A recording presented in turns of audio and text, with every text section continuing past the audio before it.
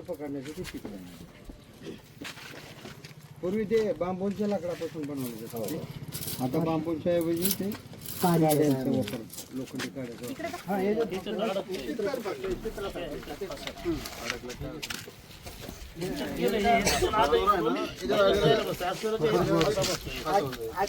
आपण निघून चाललं का सर त्याला ते फासा बरोबर बसतं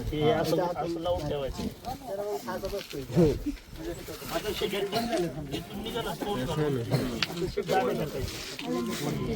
आता हे घरी तुम्ही बनवले का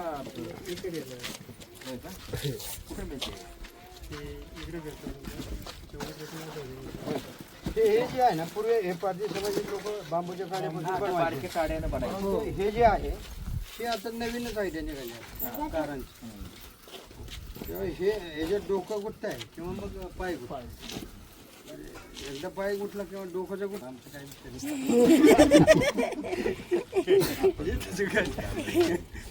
वाघूर पण वाघूर हे सशासाठी आणि त्याच्यातून एक मोठा फास आहे त्याला मराठी म्हटलं जातं. त्याच्यानं जे बटका वगैरे जायचं.